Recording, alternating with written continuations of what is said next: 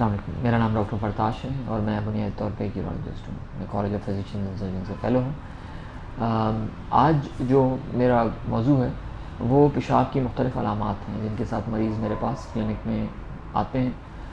بہت سے پیشنٹس ہیں جو لوور یورینری ٹریکٹ سمپٹمز یا جو پیشاب کی علامات ہیں ان کے ساتھ مرد اور خواتین دونوں میرے پاس آتے ہیں اور سم ٹائمز بچے بھی آتے ہیں.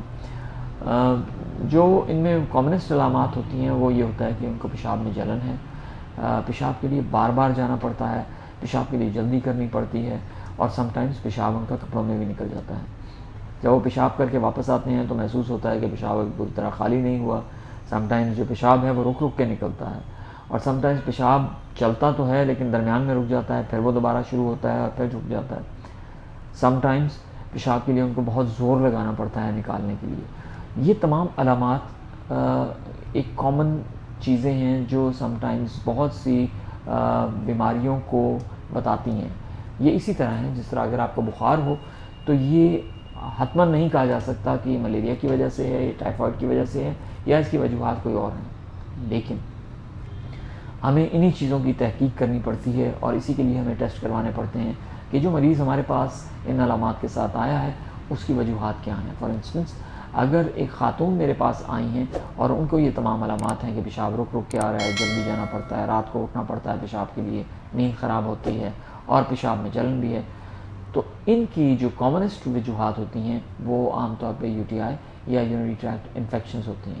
یاد رکھیں جب خواتین میں یہ علامات اور کو پراپر طریقے سے ہم علاج نہ کیا گیا ہو یا ان کا غلط علاج کیا گیا ہو تو یہ علامات سال ہا سال چلتی ہیں اور اس کی وجہ سے سم ٹائمز خواتین کو پیچھے کمر میں شدید درد رہنا شروع ہو جاتا ہے.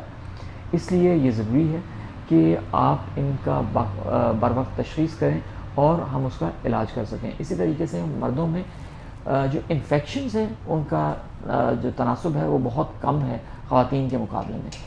جو مرد ہیں ان میں پیشاب کی علامات کی وجوہات خواتین سے قدرے مختلف ہوتی ہیں. فار انسٹنس بہت سے جو ایجڈ پیشنٹ میرے پاس آتے ہیں ان میں پروسٹیٹ کا ایشو ہوتا ہے یا پروسٹیٹ کا انفیکشن ہوتا ہے.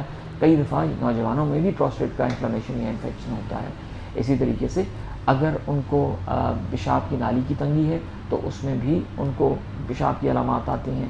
اسی طریقے سے اگر کسی کا پروسٹیٹ یا کسی بزرگ کا پروسٹیٹ کا سائز بڑھ گیا ہے اور وہ پیشاب کی نالی کو دبا رہا ہے تو اس میں بھی بہت سی ایسی علامات ہمیں دیکھنے کو ملتی ہیں.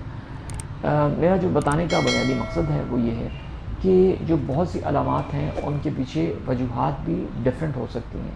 ہم مریض کو بہت سی ادویات تجویز کر سکتے ہیں، بہت سی طریقہ کار ہیں جن سے ہم ان کی علامات کو کنٹرول کر سکتے ہیں، لیکن اس سے پہلے تشخیص ہونا بہت ضروری ہے تاکہ ہمیں معلوم ہو سکے کہ آپ کے لیے بیسٹ علاج اور طریقہ علاج کیا ہے. آپ کا بہت بہت شکریہ.